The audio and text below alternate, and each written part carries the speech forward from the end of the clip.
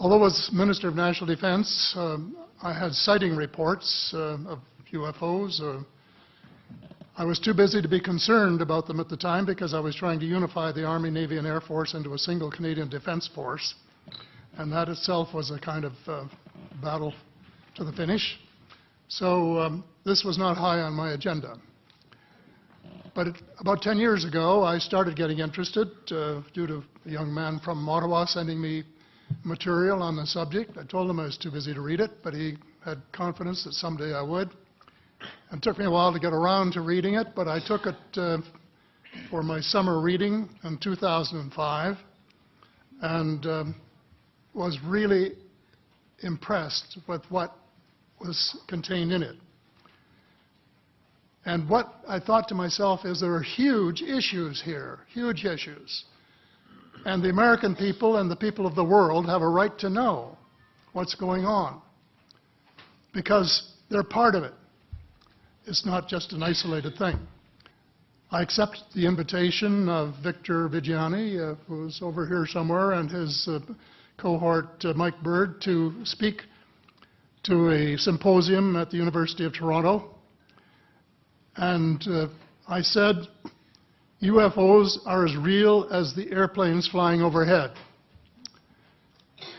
That gave me the dubious distinction of being the first person of cabinet rank in the G8 group of countries to say so unequivocally.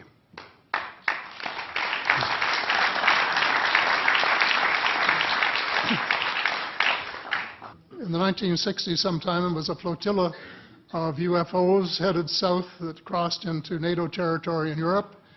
And the Commander-in-Chief of the Supreme Allied Headquarters in Europe was naturally very shaken.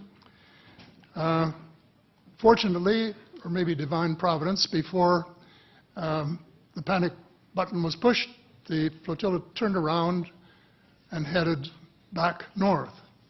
Obviously, they had thought maybe they were Russian and they were very concerned about it. Anyway, an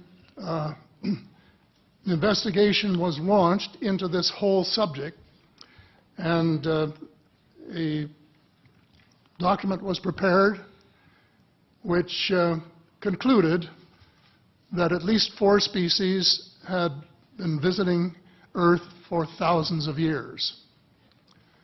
And this is my own view at this stage as well. So, except for that, there are just a couple of things that we've talked about that I'd like to refer to. And one was that we were referring to them as they until this morning when Linda Moulton Howe, I think she was the first one, actually named 3 different species. I don't think we can any more refer to them as they because they're not an amorphous mass. They are different species and consequently may have different agendas. I don't think we can say that they all have the same agenda any more than we could say that the United States, China, and Russia had the same agenda. Our real interests may be very similar, but as of now, our perceived interests are still quite far apart. One more observation before I begin what I want to say, and that is that we spent quite a bit of time talking about the 66-year-old cadavers. And I was glad to have Linda this morning finally say that there are live ETs on Earth at this present time, and at least 2 of them probably working with the United States government. The other species that I learned about not too long ago was called the tall whites. And this is when Paula Harris broke the story just a few years ago. And through her good offices, I had the chance to talk for about 3 hours with former Airman Charles Hall and listen to this absolutely fascinating story of how he was working with, first of all, he was scared out of his skin, but after that, when he got to know them, how he was working with, and finally they became to trust each other and have a good working relationship with the tall whites at the gunnery range at Indian Springs in Nevada, and these tall whites were living on United States Air Force property and working in cooperation with the United States Air Force and sharing technology with them. He wrote a book, incidentally, called Millennial Hospitality. There are 4 different versions, but Paula says that Millennial Hospitality number 2 is the best. I think that's the one I read, and it's a very interesting read if you want to sort of get inside the problem of what it's like to bump into these people floating across the terrain in the desert. Well, enough on that for now. My interest is in full disclosure. And my only caveat is I think probably I would say 95 to 98% full disclosure. I know of 1 or 2 things that I'm not sure should be in the public domain, at least yet. They will be someday, I'm sure, but not maybe immediately.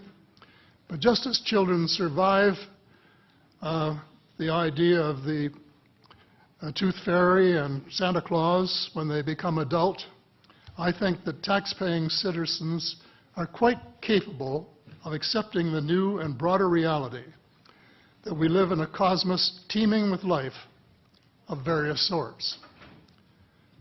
The fact that some other civilizations are more advanced than we are may be humbling. And it exists, and it's being kept secret by the same vested interests who control our destiny. Who are these vested interests, and what are they up to? Well, Senator, you were talking about a military junta. In my opinion, that is true, but I have broadened and deepened the definition to cabal, and the cabal comprises members of the 3 sisters: the Council on Foreign Relations, the Bilderbergers, and the Trilateral Commission, the International Banking Cartel, the Oil Cartel, members of various intelligence organizations, and select members of the military junta, who together have become a shadow government of not only the United States, but of much of the Western world. The aim of the game is a world government comprising members of the cabal who are elected by no one and accountable to no one. And according to Mr. Rockefeller, the plan is well advanced. Does this help you to understand why our civil rights are being taken away from us? I say us, because Canada too is included in the grand plan. So here we are more than a decade later fighting another war that can't be won. There is no country on earth powerful enough to protect its citizens against fanatical hate, as we learned from the Boston Marathon. And the mere attempt to pursue the impossible pits neighbor against neighbor and the state power structure against everyone. All of the freedoms won by the millions of men and women who fought and died in World War II are being flushed unceremoniously down the drain. The only hope of peace is a negotiated settlement. This will require a paradigm shift in American attitudes.